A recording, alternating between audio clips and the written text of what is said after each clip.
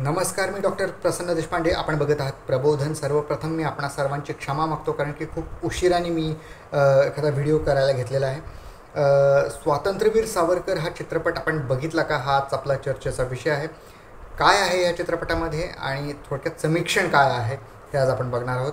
तर कालखंड जर बघायचं झालं तर 1897 ते 1950पर्यंतचा कालखंड ह्या चित्रपटामध्ये दाखवलेला आहे. चित्रपटाची सुरुवातच 1897मध्ये भारतात जी प्लेगची साथ आलेली होती तेव्हापासून केलेली आहे. पहिलाच सीन त्याच्यावर आहे.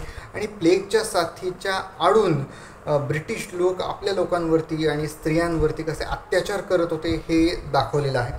आणि तेव्हा सावरकर खूप लहान दाखवलेले आहेत. 15 वर्षांचे सावरकर होते.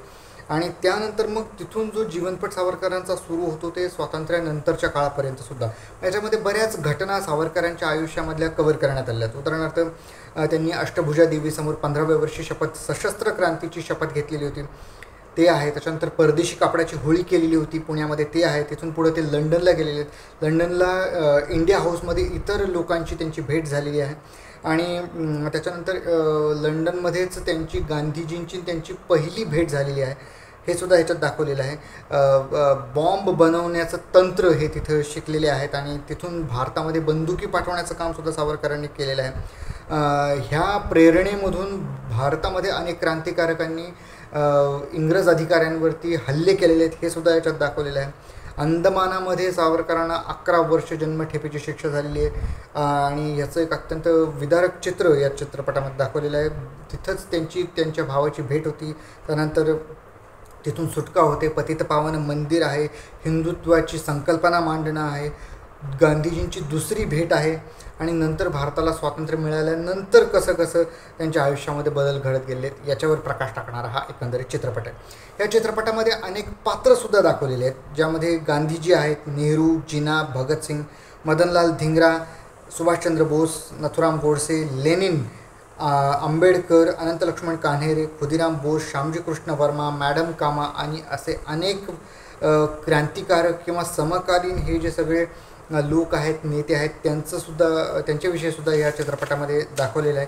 काही अवश्य पाहावेत असे क्षणसुद्धा या चित्रपटामध्ये दिलेले आहेत, दाखवलेले आहेत. खरं म्हणजे पहिली गांधीजींच्या आणि सावरकरांची जी भेट झालेली आहे ती तिकडे लंडनमध्ये झालेली. आणि तेव्हा सावरकर सांगतात की मला असे लोक पाहिजेत जे इंग्रजांचं आतडं बाहेर काढतील.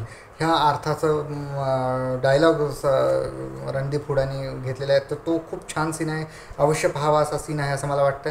त्याच्यानंतर म्हणजे सावरकर जेव्हा जेलमध्ये आहेत किंवा शिकायला गेलेले आहेत तेव्हा घरच्यांनासुद्धा कसा त्रास झालेला हे दाखवलेलं. त्यांच्या भावाला साखळदंडाने बांधून अक्षरशः घेऊन जातात आणि कुटुंबीय काही करू शकत नाही आहेत, गर्दीतून गुपचूप पाहावं लागतं त्यांना. तर हा सुद्धा एक मोठा विदारक सीन या चित्रपटामध्ये दाखवलेला आहे. तसंच अजून एक सीन दाखवलेलं आहे, अंदमानातून सुटकेनंतर घरी सावरकर जेव्हा पहिल्यांदा जेवतात तेव्हा त्यांच्या डोळ्यात पाणी आलेलं दाखवलेलं आहे, कारण की खूप वर्षानंतर ते भाकरी खात आहेत किंवा त्यांच्यासमोर एक चांगलं अन्न दिसतंय. ह्या भावनेतून त्यांनी तो सीन दाखवलेला आहे, तो पण खूप छान सीन आहे. त्याच्यानंतर घरातल्या अष्टभुजादेवीसमोर शपथ जी घेतली तोसुद्धा सीन या चित्रपटामध्ये चांगला दाखवण्यात आलेला आहे. त्यानंतर त्यांचे भाऊ आहेत, म्हणजे सावरकरांचे 2 भाऊ होते. तर सगळ्यात लहान जे होते ते डॉक्टर होते, परंतु नाव सावरकर असल्यामुळं त्यांची डॉक्टरकीसुद्धा चालत नाही आहे, हे या चित्रपटामध्ये दाखवले. ते सुद्धा ऐकून खूप आश्चर्य वाटतं. तसंच अजून 2 गोष्टी आहेत. स्वातंत्र्यानंतरसुद्धा सावरकरांना अटक झालेली आहे. एक म्हणजे गांधी हत्येच्या नंतर, ज्यामध्ये ते निर्दोष सुटलेले आहेत, परंतु त्याच्यानंतरसुद्धा त्यांना एकदा अटक झालेली आहे. पाकिस्तानचे पंतप्रधान जेव्हा भारतात आलेले आहेत आणि ते भारतात आल्याच्या नंतर पंतप्रधान कार्यालयामधून नोटीस आलेली आहे किंवा त्यांना जेलमध्ये टाकावं किंवा अटक करावी असे नोटीस आलेली आहे आणि त्याच्यावर अंमलबजावणी झालेली या चित्रपटामध्ये दाखवले. खूप विदारक चित्रपट. स्वातंत्र्य मिळालेलं आहे, गांधी हत्येतून निर्दोष सुटलेले तरीसुद्धा हे घडतं आहे. आणि त्याच्यानंतर सावरकर म्हणतात की बघा अजूनसुद्धा पंतप्रधान मला घाबरतात. तर असं पण हे एक चांगला सीन आहे. बरेच गोष्टी ह्या चित्रपटामध्ये चांगल्या दाखवण्यात आल्या आहेत. उदाहरणार्थ 1857चं स्वातंत्र्य समर हे पुस्तक सावरकरांनी लिहिलेलं होतं, परंतु ह्या पुस्तकामधून अनेक क्रांतिकारकांनी प्रेरणा घेतलेली आहे, ज्यामध्ये भगतसिंगसुद्धा आले आणि भगतसिंगांनी नंतर ह्याचं भाषांतर करून पंजाबी आणि उर्दूमध्ये भाषांतर केलेलं आहे. तर हे प्रेरणा आहे त्याच्यात. तसंच आझाद हिंद सेनेमध्ये जी सुभाषचंद्र बोस यांनी जी सेना काढली होती, आझाद हिंद सेनेमध्ये भरती होत असताना हे पुस्तक प्रत्येकाला दिलं जायचं, हे सुद्धा या चित्रपटामध्ये दाखवलेलं आहे. अनेक जण सावरकरांकडनं प्रेरणा घेतात, हे सुद्धा याच्यात दाखवलेलं आहे. उदाहरणार्थ भगतसिंग असतील किंवा सुभाषचंद्र बोस असतील.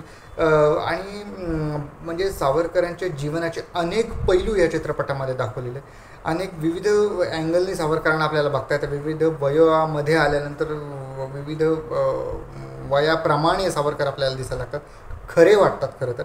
आणि या चित्रपटामध्ये खरंच रणदीप हुडा यांनी भरपूर मेहनत घेतलेली आहे. तर एकंदरीत हा चित्रपट अवश्य पाहावा असं माझं मत आहे. एवढं बोलून मी हा माझा व्हिडिओ समाप्त करत आहे. माझा व्हिडिओ आवडला असेल तर लाईक, शेअर आणि सबस्क्राईब करायला विसरू नका माझ्या चॅनलला. धन्यवाद.